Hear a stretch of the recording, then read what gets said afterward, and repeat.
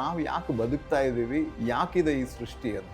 ತನ್ನಷ್ಟಕ್ಕೆ ತಾನೇ ಆಯ್ತು. ವಿಜ್ಞಾನ ಕೂಡ ಹೇಳುವುದು ಅದನ್ನೆಲ್ವಾ. ಯಾವುದು ನಿರಂತರವಾಗಿ ವಿಕಾಸ ಆಗ್ತದೆ ಅದು ಬ್ರಹ್ಮ. ಆ ಓಂ ಎನ್ನುವ ಅನಾಹತ ಶಬ್ದವನ್ನು ಮಾತ್ರ ಉಪಾಸನೆ ಮಾಡಬೇಕು. ಇಲ್ಲಿರುವ ಎಲ್ಲ ಅದೇ, ನೀವು ಸೈಂಟಿಫಿಕಲ್ ನೋಡಿದ್ರೆ ಕೂಡ ಎಲ್ಲದರ ಒಳಗೆ ಹೋಗಿ ಏನಿದೆ, ಮಾಲಿಕ್ಯೂಲ್ ಸಿಗ್ತದೆ, ಆಟಮ್ ಸಿಗ್ತದೆ, ಅದರೊಳಗೆ ಹೋದ್ರೆ ಎಲೆಕ್ಟ್ರಾನ್ ಸಿಗ್ತದೆ, ಎಂಟಿ ಸ್ಪೇಸ್ ಸಿಗ್ತದೆ, ಪ್ರೋಟಾನ್ ಸಿಗ್ತದೆ, ನ್ಯೂಟ್ರಾನ್ ಸಿಗ್ತದೆ, ನಂತರ ಕ್ವಾರ್ಕ್ ಸಿಗ್ತದೆ. ಅದರೊಳಗೆ ಹೋದ್ರೆ ಏನು ಇರುವುದು ಎನರ್ಜಿ ಮಾತ್ರ. ಯಾಕೆ ಬೇರೆ ಬೇರೆ ಆಗ್ತಾ ಇದೆ ಅಂತ ಹೇಳಿದ್ರೆ,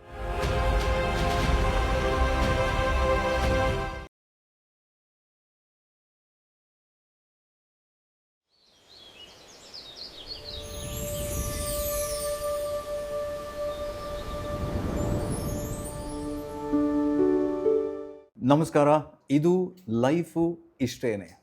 ನಾನು ಬಡಕಿಲಾ ಪ್ರದೀಪ್. ನಮ್ಮ ಜೊತೆ ಶ್ರೀನಾಥ್ ಶೆಟ್ಟಿ ಅವರಿದ್ದಾರೆ. ಅವರ ಪರಿಚಯ ನಾನು ವಿಭಿನ್ನವಾಗಿ ವಿಶೇಷವಾಗಿ ನಿಮಗೆ ಮಾಡಬೇಕಾಗಿಲ್ಲ.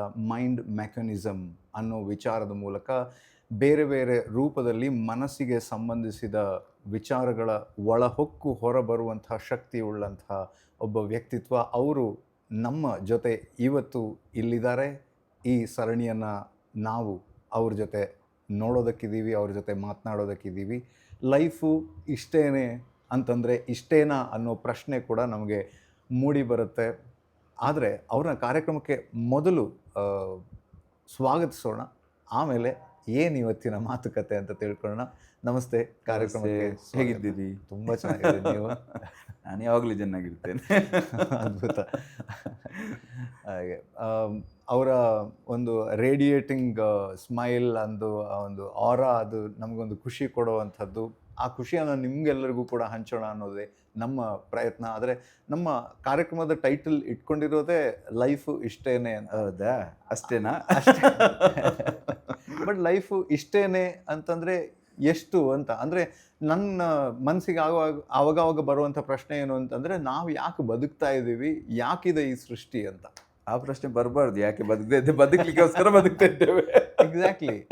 ಅದು ಪ್ರತಿಯೊಬ್ಬ ಮನುಷ್ಯನಿಗೂ ಅದು ಒಂದಲ್ಲ ಒಂದು ರೂಪದಲ್ಲಿ, ಒಂದಲ್ಲ ಒಂದು ರೀತಿಯಲ್ಲಿ ಆ ಪ್ರಶ್ನೆ ಬಂದೇ ಬರ್ತದೆ.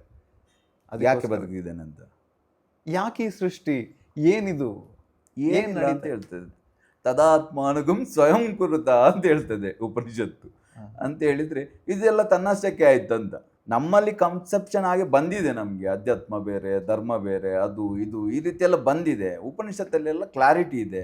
ಉಪನಿಷತ್ತು ಹೇಳ್ತದೆ, ಇದನ್ನು ಯಾರೋ ಒಬ್ಬ ಸೃಷ್ಟಿ ಮಾಡಿದ, ಯಾರೋ ಒಬ್ಬ ಮಾಡಿದ್ದಾನೆ, ಏನೋ ಉದ್ದೇಶ ಇದೆ, ನಿಮ್ಮ ಜೀವನಕ್ಕೆ ಏನೋ ಉದ್ದೇಶ ಇದೆ, ಯಾನನ್ನು ಹೇಳುವುದಿಲ್ಲ.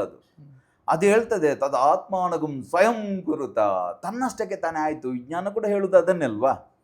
ವಿಜ್ಞಾನ ಕೂಡ ಹೇಳುವುದೇನು, ಏನೋ ಒಂದು ಇತ್ತು, ಪ್ರೀ ಮೆಡಿಕಲ್ ಮ್ಯಾಟರ್, ಒಂದು ಪಾಯಿಂಟ್ ಆಫ್ ಸಿಂಗ್ಯುಲಾರಿಟಿ ಏನೋ ಇತ್ತು, ಅದರಲ್ಲಿ ಒಂದು ಸ್ಫೋಟ ಆಯಿತು, ಬಿಗ್ ಬ್ಯಾಂಗ್ ಆಯಿತು. ಸ್ಫೋಟ ಆಗಿ ಇದೆಲ್ಲ ಆಯಿತು. ಯಾವಾಗ ಆ ಸ್ಫೋಟದ ಶಕ್ತಿ ಮುಗೀತದ ಆಗ ಬಿಗ್ ಕ್ರಂಚ್ ಆಗ್ತದೆ. ಅದನ್ನು ವಿಜ್ಞಾನ ಹೇಳುವುದು. ನಮ್ಮಲ್ಲಿ ಕೂಡ ಅದನ್ನೇ ಹೇಳ್ತದೆ. ಒಂದು ವಸ್ತು ಇತ್ತು, ಪರಬ್ರಹ್ಮ ವಸ್ತು, ಅದಕ್ಕೆ ತತ್ ಅಂತ ಹೇಳ್ತದೆ. ಅದು ಏನಂತ ಗೊತ್ತಿಲ್ಲ. ಒಂದು ಇತ್ತು, ಅದು ಅನೇಕ ಆಯಿತು. ಏಕೋಹಂ ಬಹುಸ್ಯ ನಿರತಿಶಯ ಬೃಹತ್ ಬ್ರಹ್ಮಣಂಚ ಬ್ರಹ್ಮ. ಯಾವುದು ನಿರಂತರವಾಗಿ ವಿಕಾಸ ಆಗ್ತದೆ ಅದು ಬ್ರಹ್ಮ, ಅದು ಶಬ್ದ. ಆ ಓಂ ಎನ್ನುವ ಅನಾಹತ ಶಬ್ದವನ್ನು ಮಾತ್ರ ಉಪಾಸನೆ ಮಾಡಬೇಕು. ಓಮಿತ್ಯೇತದಕ್ಷರಂ ಉಪಾಸೀತ ಅಂತದೆ ಉಪನಿಷತ್ತು. ಸೊ ಒಂದೇ ಆಗಿರೋ ಕಾರಣ ಇದೆಲ್ಲ ಅದರ ವಿಸ್ತಾರ. ಏಕೈವಾಹಂ ಜಗತ್ಯತ್ರ ದ್ವಿತೀಯಾಕ ಮಮಾಪರ ಪಶ್ಯೇತ ದುಷ್ಟಮಯೇವ ವಿಶಂತ್ಯೋ ಮಧ್ವಿಭೂತಯ ಅಂತ ಹೇಳ್ತದೆ ದುರ್ಗಾ ಸಪ್ತಶತಿಯಲ್ಲಿ. ದೇವಿ ಶುಂಭನಿಗೆ ಹೇಳ್ತಾರೆ, ಏಕೈವಾಹಂ ಜಗತ್ಯತ್ರ, ಇಡೀ ಏನೆಲ್ಲ ನಿಂಗೆ ಕಾಣ್ತಾ ಉಂಟ ಅದೆಲ್ಲ ನಾನು ಬಿಟ್ಟು ಬೇರೆ ಏನಿಲ್ಲ. ಏಕೈವಾಹಂ ಜಗತ್ಯತ್ರ ದ್ವಿತೀಯಾಕ ಮಮಾಪರ, ನಾನು ಬಿಟ್ಟರೆ ಎರಡು ಅಂತ ಏನಿಲ್ಲ. ಸೊ ನೀವು ಕೂಡ ಅದೇ, ನಾನು ಕೂಡ ಅದೇ, ಮತ್ತೊಬ್ಬ ಕೂಡ ಅದೇ, ಇಲ್ಲಿರುವ ಎಲ್ಲ ಅದೇ. ನೀವು ಸೈಂಟಿಫಿಕಲ್ ನೋಡಿದ್ರೆ ಕೂಡ ಎಲ್ಲದರ ಒಳಗೆ ಹೋಗಿ ಏನಿದೆ, ಒಳಗೆ ಅದರ ಮಾಲಿಕ್ಯೂಲ್ಸ್ ಇದೆ, ಅಣುಗಳು. ನಾನು ಇದನ್ನು ತುಂಬಾ ಸಲ ಹೇಳಿದ್ದೇನೆ, ಯಾಕಂದ್ರೆ ಅದು ಹೇಳಲೇಬೇಕು. ಒಳಗೆ ಹೋದ್ರೆ ಅದರ ಮಾಲಿಕ್ಯೂಲ್ ಸಿಗ್ತದೆ, ಆಟಮ್ ಸಿಗ್ತದೆ, ಅದರೊಳಗೆ ಹೋದ್ರೆ ಎಲೆಕ್ಟ್ರಾನ್ ಸಿಗ್ತದೆ, ಎಂಟಿ ಸ್ಪೇಸ್ ಸಿಗ್ತದೆ, ಪ್ರೋಟಾನ್ ಸಿಗ್ತದೆ, ನ್ಯೂಟ್ರಾನ್ ಸಿಗ್ತದೆ, ನಂತರ ಕ್ವಾರ್ಕ್ ಸಿಗ್ತದೆ. ಅದರೊಳಗೆ ಹೋದ್ರೆ ಏನು ಇರುವುದು ಎನರ್ಜಿ ಮಾತ್ರ. ಯಾದೇವಿ ಸರ್ವಭೂತೇಶು ಶಕ್ತಿ ರೂಪೇಣ ಸಂಸ್ಥಿತ, ಅದಕ್ಕೆ ಆದಿಶಕ್ತಿ ಅಂತ ಹೇಳುದು ಆಕೆಗೆ. ಸೊ ಆಕೆ ಒಬ್ಬಳೇ ಇರುವುದು. ಆದ್ರಿಂದ ಇದೆಲ್ಲ ನಾವೆಲ್ಲ ಬೇರೆ ಬೇರೆ ಕಾಣ್ತಾ ಇದ್ದೇವೆ ಅಷ್ಟೇ.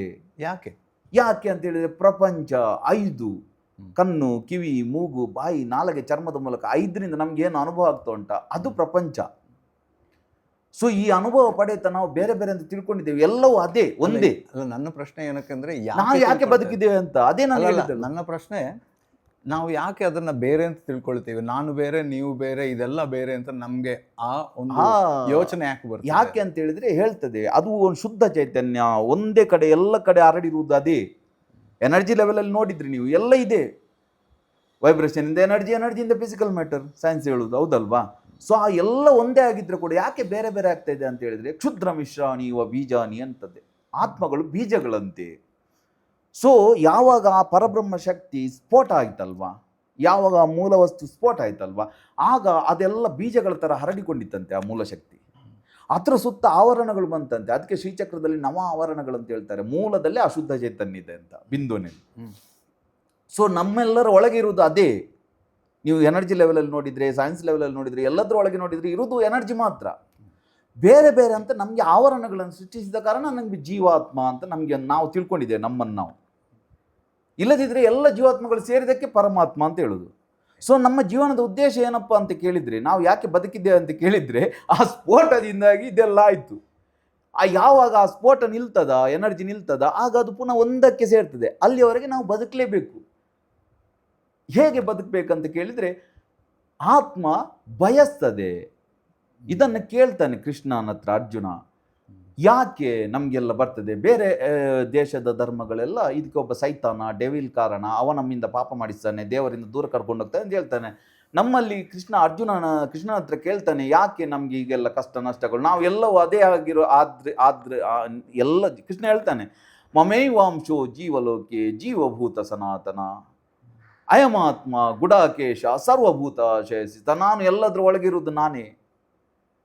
ಮತ್ತಃ ಪರತರಂ ನಾಣ್ಯತ್ ಕಿಂಚಿದಸ್ತಿ ಧನಂಜಯ ಮೈ ಸರ್ವಮಿದಂ ಪ್ರೋತಂ ಸೂತ್ರೇ ಮಣಿಗನ ಇವ. ನನ್ನನ್ನು ಬಿಟ್ಟರೆ ಇಲ್ಲಿ ಏನಿಲ್ಲ ಅರ್ಜುನ. ಹೇಗೆ ಒಂದು ಮಣಿಗಳನ್ನು ದಾರದ ಮೂಲಕ ಪೋಣಿಸ್ತಾರೆ, ಹಾಗೆ ಇದೆಲ್ಲದ್ರ ಒಳಗಿರುವುದು ನಾನೇ.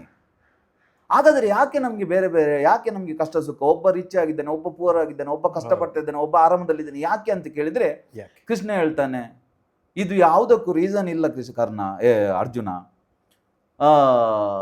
ಪುರುಷ ಅಂತೇಳಿ ಸಂಸ್ಕೃತದ ಪುರುಷ. ಯಾವ ಪುರದಲ್ಲಿ ಇರ್ತಾನ, ದೇಹದಲ್ಲಿ ಯಾವ್ದು ಇರ್ತಾನ, ಅದೆಲ್ಲ ಪುರುಷನೇ. ಪ್ರಕೃತಿ ಪುರುಷದ ಪ್ರಕೃತಿ ದೇಹ. ಪುರುಷ ಅಂತ ಹೇಳಿದ್ರೆ ಅಲ್ಲಿರೋ ಚೈತನ್ಯ ಆತ್ಮ. ಆತ್ಮ ಅಂತ ನಾವು ಹೆಸರು ಕೊಡ್ಬಾರ್ದು. ಹೆಸರು ಕೊಟ್ಟರೆ ಸಮಸ್ಯೆ. ಅಲ್ಲ, ಹೆಸರು ಕೊಡ್ಬಾರ್ದು ಯಾವುದಕ್ಕೂ. ಹೆಸರು ಕೊಡದೇ ಇದ್ರೆ ಕಷ್ಟ ಆಗುತ್ತೆ. ಹೆಸರು ಕೊಟ್ಟರೆ ಸಮಸ್ಯೆ. ಹೆಸರು ಕೊಟ್ಟಾಗ ನಮ್ಗೆ ಬರ್ತದೆ. ಈಗ ನಾನು ಗುರು ಅಂತ ಹೇಳಿ, ನಾನು ಹೇಳಿದೆ ಗುರು ಅಂತ ಹೇಳ್ಬೇಡಿ. ಗುರು ಅಂತ ಹೇಳಿದ ಅವರ ತಲೆಯಲ್ಲಿ ಒಂದು ಕನ್ಸೆಪ್ಷನ್ ಇದೆ, ಹೇಗೆ ಗುರು ಅಂತ ಇರ್ಬೇಕು, ಅದಕ್ಕೊಂದು ಪರಿಧಿ. ಆಗ ನಾವು ನಾಟಕ ಮಾಡಬೇಕಾಗ್ತದೆ. ನಾವು ಹೇಗಿದ್ದೇವೆ ಹಾಗೆ ಬದುಕಬೇಕು. ನಾವು ಒಳಗೆ ಏನಿದ್ದೇವೆ ಅದನ್ನು ನಾವು ಹೊರಗೆ ತೋರಿಸ್ಬೇಕು. ಬೇರೆಯವ್ರಿಗೆ ಖುಷಿ ಆಗುವ ಅಂತ ಈಗ ಕೂತ್ಕೊಳ್ಬಾರ್ದು. ಸೊ ಇವಾಗ ಕೇಳ್ತಾನೆ, ಪುರುಷ ಪ್ರಕೃತಿಸ್ಥೋ ಹಿ ಭುಂಕ್ತೆ ಪ್ರಕೃತಿಯಾನ್ ಗುಣಾನ್. ಪ್ರಕೃತಿಯಲ್ಲಿ ಆ ಗುಣ ಇದೆ. ನೀವು ಮೇಲೆ ಹತ್ತಿದ್ರೆ ಕೈ ಬಿಟ್ಟರೆ ಕೆಳಗೆ ಬೀಳ್ತೀರಿ. ಯಾಕೆ ಅಂತ ಕೇಳಬಾರ್ದು. ಭೂಮಿಯಲ್ಲಿ ಗ್ರಾವಿಟೇಷನ್ ಇದೆ. ಅದೇ ರೀತಿ ಪ್ರಕೃತಿಯಲ್ಲಿ ಆ ಗುಣಗಳು, 3 ತ್ರಿಗುಣಗಳಿದೆ. ಅದಕ್ಕೆ ಬ್ರಹ್ಮ ವಿಷ್ಣು ಮಹೇಶ್ವರ ಅಂತ ಹೇಳಿದ ಅದನ್ನು. ಸತ್ವ ರಜ ತಮ ಗುಣಗಳು, ಜಾಗ್ರತ ಸ್ವಪ್ನ ಸುಷುಪ್ತಿಗಳು, ಎಲೆಕ್ಟ್ರಾನ್ ಪ್ರೋಟಾನ್ ನ್ಯೂಟ್ರಾನ್, ಅಕಾರ ಉಕಾರ ಮಕಾರ, ಇಚ್ಛಾಶಕ್ತಿ ಕ್ರಿಯಾಶಕ್ತಿ ಜ್ಞಾನಶಕ್ತಿ, ಬ್ರಹ್ಮ ವಿಷ್ಣು ಮಹೇಶ್ವರ, ಮಾಕಾಲಿ ಮಹಾಲಕ್ಷ್ಮಿ ಮಹಾಸರಸ್ವತಿ, ಸ್ಥೂಲ ಶರೀರ ಸೂಕ್ಷ್ಮ ಶರೀರ ಕಾರಣ ಶರೀರ, ಭೂತ ಭವಿಷ್ಯ ವರ್ತಮಾನ, ಎಲ್ಲ 3 ಇದೆ ತ್ರಿಗುಣಗಳು. ಸೊ ಅದು ಪ್ರಕೃತಿಯಲ್ಲಿ ಇದೆ ಆಲ್ರೆಡಿ ಆ ಗುಣಗಳು. ಪುರುಷ ಪ್ರಕೃತಿಸ್ಥೋಹಿ, ಪ್ರಕೃತಿಯಲ್ಲಿ ಇರುವ ಕಾರಣ, ದೇಹದಲ್ಲಿ ಇರುವ ಕಾರಣ, ಭುಂಕ್ತೆ ಪ್ರಕೃತಿಜಾನ್ ಗುಣಾನ್, ಪ್ರಕೃತಿಯಲ್ಲಿ ಇರುವ ಗುಣ ಏನಿದೆ, ಸತ್ವಗುಣ ರಜದ ಗುಣ ತಮ್ಮ ಗುಣ, ಅದರ ಕಡೆಗೆ ಅಟ್ರಾಕ್ಟ್ ಆಗ್ತಾನೆ ಅವ. ಈಗ ಒಬ್ಬನಿಗೆ ಸತ್ವಗುಣದ ಕಡೆ ಅಟ್ರಾಕ್ಟ್ ಆಗ್ತದೆ, ಒಬ್ಬ ರಜಗುಣದ ಕಡೆಗೆ ಅಟ್ರಾಕ್ಟ್ ಆಗ್ತಾನೆ, ಒಬ್ಬ ತಮ್ಮ ಗುಣದ ಕಡೆಗೆ ಅಟ್ರಾಕ್ಟ್ ಆಗ್ತಾನೆ. ಈಗ ನಿಮಗೆ ಮಲಗುದು ಅಂತೇಳಿ ನೀವು ಓದಬೇಕು, ಕಷ್ಟಪಡಬೇಕು. ನೀವು ಓದಿದ್ರೆ, ಒಳ್ಳೆ ಓದಿದ್ರೆ, ರಾತ್ರಿ ಆಗಲು ನಿದ್ರೆಗಟ್ಟು ಓದಿದ್ರೆ ನಿಮ್ಮ ಜೀವನದಲ್ಲಿ ಸೆಟ್ಲ್ ಆಗ್ತೀರಿ. ಬಟ್ ನನಗೆ ಈಗ ಮಲಗಿದ್ರೆ ಸುಖ ಸಿಗ್ತದೆ. ಸೊ ಮಲಗ್ತೇನೆ ನಾನು, ಮಲಗಿದ್ರೆ ಅದಕ್ಕಿಂತ ನನಗೆ ಕರ್ಮ ಬರ್ತದೆ. ಕರ್ಮ ಅಂತೇಳಿ ನನ್ನ ಜೀವನದಲ್ಲಿ ಪ್ರಾಬ್ಲಮ್ ಬರ್ತದೆ. ಮತ್ತೆ ಓದೋ ಟೈಮಲ್ಲಿ ಮಲಗಿದ್ರೆ, ಹೌದಲ್ವಾ? ಸೊ ಎಲ್ಲವಾಗಿ ಡ್ರಿಂಕ್ಸ್ ಮಾಡಲಿಕ್ಕೆ ನನಗೆ ಸುಖ ಸಿಗ್ತದೆ. ಡ್ರಿಂಕ್ಸ್ ಮಾಡಿದರೆ ಜೀವನದಲ್ಲಿ ಪ್ರಾಬ್ಲಮ್ ಬರ್ತದೆ. ಡ್ರಿಂಕ್ಸ್ ಮಾಡದೆ ಗೊತ್ತರೆ ಒಳ್ಳೆದಾಗ್ತದೆ. ಏನಿಲ್ಲ, ಕರ್ಮ ಮಾತ್ರ ನಿಮ್ಮ ಕೈಯಲ್ಲಿರುವುದು. ಫಲದ ಮೇಲೆ ನಿಮಗೆ ಅಧಿಕಾರ ಇಲ್ಲ. ಫಲ ಆಟೋಮೆಟಿಕಲ್ ಆಗಿ ಬರ್ತದೆ. ಸೊ ಪುರುಷ ಪ್ರಕೃತಿ ಸೋಯಿ ಭುಂಕ್ತೆ ಪ್ರಕೃತಿ ಜಾನ್ಗುಣ, ಪ್ರಕೃತಿಯ ಗುಣಗಳ ಕಡೆಗೆ ಅಟ್ರಾಕ್ಟ್ ಆದ ಕಾರಣಂ ಗುಣ ಸಂಗೋಸ್ಯ. ಆ ಗುಣಗಳ ಸಂಘ ಮಾಡುವ ಕಾರಣ ಸದಸದ್ಯೋನಿ ಜನ್ಮಸು, ಕಷ್ಟ ಸುಖಗಳು ಬರ್ತದೆ ಜೀವನದಲ್ಲಿ. ಸೊ ನೀವು ಡಿಸೈಡ್ ಮಾಡಬೇಕು, ನನಗೆ ಏನಾಗಬೇಕು, ನನಗೆ ಎಲ್ಲಿ ಹೋಗಬೇಕು, ಅದು ನಮ್ಮ ಜೀವನ ನಡೆಸೋ ರೀತಿ. ಇಲ್ಲದ್ರೆ ಹಾಗೆ ಬಿಟ್ಟರೆ ಕೂಡ ಆಟೋಮೆಟಿಕಲಿ ಬರ್ತದೆ. ಜೀವಾತ್ಮ ಒಂದು ಯಾವುದ್ರ ಕಡೆ ಅಟ್ರಾಕ್ಟ್ ಆಗ್ತಾ ಇರ್ತಾನೆ ಆ ಜನ್ಮಗಳನ್ನು ಪಡೆದು ಹೋಗ್ತಾನೆ. ಅದರಲ್ಲಿ ಒಳ್ಳೇದು ಕೆಟ್ಟದ್ದು ಅಂತಿಲ್ಲ. ಯಾವುದ್ರ ಕಡೆ ನಿಮಗೆ ಅಟ್ರಾಕ್ಷನ್ ಇದೆಯಾ ಅದರ ಕಡೆಗೆ ಅಟ್ರಾಕ್ಷನ್. ನೀವು ಜೀವನ ಇಡೀ ಬ್ರಹ್ಮಚಾರಿಯಾಗಿದ್ದು ಮನಸ್ಸಲ್ಲಿ ಅದನ್ನು ಯೋಚನೆ ಮಾಡ್ತಿದ್ರೆ ನೆಕ್ಸ್ಟ್ ಜನ್ಮದಲ್ಲಿ ನೀವು ಅದನ್ನು ಅನುಭವಿಸಲಿಕ್ಕೆ ಬರಬೇಕಾಗ್ತದೆ. ನೀವು ಇಲ್ಲಿ ಪತಿವ್ರತೆಯಾಗಿದ್ದು ನೀವು ಮತ್ತೊಬ್ಬಳು ಪಬ್ಗೆ ತಿರುಗುವ ಕಡೆ ಅಟ್ರಾಕ್ಷನ್ ಬರ್ತಾ ಇದ್ರೆ ನೆಕ್ಸ್ಟ್ ಜನ್ಮದಲ್ಲಿ ನೀವು ಪಬ್ ತಿರುಗಬೇಕಾಗ್ತದೆ. ಸೊ ಅದನ್ನು ಕೃಷ್ಣ ಹೇಳೋದು ಕರ್ಮಣ್ಯೇವಾಧಿಕಾರಸ್ತೆ ಮಾ ಫಲೇಶು ಕದಾಚನ ಮಾ ಕರ್ಮಫಲ ಹೇತುರ್ಭುರ್ಮ. ಕರ್ಮಫಲಕ್ಕೆ ನೀನು ಕಾರಣ ಆಗಬೇಡ. ತೇ ಸಂಗೋಸ್ತ ಕರ್ಮಣಿ. ಅದರ ಸುಮ್ಮನೆ ಕೂಡ ಕೂತ್ಕೊಳ್ಬೇಡ. ನಿಮ್ಗೆ ಏನು ಬೇಕು ಅದನ್ನು ಮಾಡು. ಸೊ ಈ ರೀತಿ ಮಾಡಿದಾಗ ನಮ್ಮಲ್ಲಿ ಪ್ರಾಬ್ಲಮ್ ಬರ್ತಾ ಹೋಗ್ತದೆ. ಏನು ಮಾಡದಿದ್ರೆ ಕೂಡ ಏನಾಗ್ತದೆ ಅಂತ ಹೇಳಿದರೆ, ಏನೂ ಸಾಧನೆ ಮಾಡಬೇಕಂತಿಲ್ಲ, ಏನು ಅಧ್ಯಾತ್ಮ ದೇವರು ಏನು ಬೇಕಂತಿಲ್ಲ. ಸುಮ್ಮನೆ ಬಿಟ್ಟರೆ ಕೂಡ ನೀವು ಗದ್ದೆಯನ್ನು ಸುಮ್ಮನೆ ಬಿಟ್ಟರೆ ಏನು ಮಾಡದೆ ಅಲ್ಲಿ ಕಳೆ ಬರ್ತದೆ. ಸೊ ನಿಮ್ಮ ಜೀವನ ಪ್ರೋಗ್ರಾಮಿಂಗ್ ಆಗ್ತಾ ಹೋಗ್ತದೆ ಅದರಷ್ಟಕ್ಕೆ.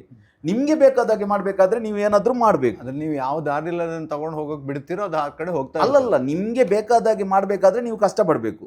ಅದರಷ್ಟಕ್ಕೆ ಬಿಡೋದಾದ್ರೆ ಅದರಷ್ಟಕ್ಕೆ ಹೋಗ್ತಾ ಇರ್ತದೆ. ಎಲ್ಲಿವರೆಗೆ ಈ ಬ್ರಹ್ಮಾಂಡ ನಡೀತದೆ ಅಲ್ಲಿವರೆಗೆ ಬರ್ತಾ ಇರ್ತೇವೆ, ಹೋಗ್ತಾ ಇರ್ತೇವೆ, ಕಷ್ಟ ಸುಖ ಅನುಭವಿಸ್ತಿರ್ತೇವೆ. ಕೊನೆಗೆ ಎಲ್ಲರೂ ಮೋಕ್ಷ ಸೇರಬೇಕು, ಎಲ್ಲ ಅಲ್ಲಿಯೇ ಸೇರಬೇಕು ಮೂಲದಲ್ಲಿ. ಬೇಗ ನಿಮಗೆ ಇದು ಬೇಡ ಇಷ್ಟು ಕಷ್ಟ ಅಂತ ಹೇಳಿದ್ರೆ ನೀವು ಇಲ್ಲಿಂದ ಸ್ಕಿಪ್ ಆಗಲಿಕ್ಕೆ ಇದು ಮೋಕ್ಷದ ದಾರಿಯಲ್ಲಿ ಹುಡುಕುವುದು ಅಧ್ಯಾತ್ಮ. ಇಲ್ಲದಿದ್ರೆ ಕೂಡ ನಿಮಗೆ ಕೊನೆಗೆ ಸಿಗ್ತದೆ ಮೋಕ್ಷ ಯಾವಾಗಲ್ಲ. ಅದ್ರ ಮೊದಲೇ ನಾನು ಹೋಗ್ಬೇಕಂತಿದ್ರೆ ನೀವು ಇದರಿಂದ ಹೊರಗೆ ಹೋಗ್ಬೇಕು. ಅಂದ್ರೆ ಒಂದು ಊರಿಂದ ಇನ್ನೊಂದು ಊರಿಗೆ ನಡ್ಕೊಂಡು ಹೋಗ್ಬೋದು, ಫ್ಲೈಟ್ ಅಲ್ಲಿ ಹೋಗ್ಬೋದು. ಹೇಗೆ ಹೋಗ್ತೀರಾ ಅನ್ನೋದು ನಮ್ಮ. ಹೇಗೆ ನೀವು ಅಲ್ಲಿ ಸ್ಕಿಪ್ ಆದ್ರೆ ಕೂಡ ಮುಗೀತಾ ಅಂತ ಕೇಳಿದ್ರೆ ಇಲ್ಲ, ಪುನಃ ಒಮ್ಮೆ ಪ್ರಕೃತಿಯಲ್ಲಿ ಪುನಃ ಹುಟ್ಟಬೇಕಾಗ್ತದೆ, ಪುನಃ ಬಿಗ್ ಕ್ರಂಚ್ ಆಗ್ತದೆ, ಪುನಃ ಬಿಗ್ ಬ್ಲಾಸ್ಟ್ ಆಗ್ತದೆ. ಆ ವೈಬ್ರೇಷನ್ ಏನಿದೆ ಅದು ಕೂಡ ನಿರಂತರ. ಸೃಷ್ಟಿ ಅನ್ನೋದು ನಿರಂತರ ಹುಟ್ಟತಾ ಇರ್ತದೆ, ಸಾಯ್ತಾ ಇರ್ತದೆ, ಹುಟ್ಟತಾ ಇರ್ತದೆ, ಸಾಯ್ತದೆ. ಅದಕ್ಕೆ ಶಿವ ಕಪಾಲವನ್ನು ಧರಿಸಿದ್ದು. ಪಾರ್ವತಿ ಒಮ್ಮೆ ಕೇಳ್ತಾಳೆ ಶಿವನ ಹತ್ರ, ಶಿವ ನೀನು ಯಾಕೆ ಈ ಕಪಾಲಗಳನ್ನು ಧರಿಸಿದೆ? ಅದಕ್ಕೆ ಶಿವ ಹೇಳ್ತಾನೆ ಪಾರ್ವತಿ ಹತ್ರ, ಹೇ ಪಾರ್ವತಿ, ನೀನು ಪ್ರತಿ ಸಲ ಬರ್ತಾ ಇರ್ತಿ, ನಾನು ನಿಂತಲ್ಲೇ ನಿಂತಿರ್ತೇನೆ. ನೀನು ಯಾವಾಗ ಬಂದು ಈ ದೇಹವನ್ನು ಬಿಡ್ತೀಯ ಆಗ ನಿನ್ನ ಕಪಾಲವನ್ನು ನಾನು ಧರಿಸ್ತೇನೆ. ಅದರ ಅರ್ಥ ಪ್ರಕೃತಿ ಆಗ್ತಾ ಇರ್ತದೆ. ಶಿವ ಶಾಂತವಾಗಿರ್ತಾನೆ, ಒಳಗಿದ್ದ ಶುದ್ಧ ಚೈತನ್ಯ. ಹಾಗಿದ್ರೆ ಈ ಜೀವನವನ್ನು ನಮ್ಮ ಜೀವನಕ್ಕೆ ಯಾವುದೇ ಅರ್ಥ ಇಲ್ಲ. ಹೌದು, ನೀವು ಹುಟ್ಟಿದ್ದೀರಿ, ಬದುಕ್ತಾ ಇದ್ದೀರಿ.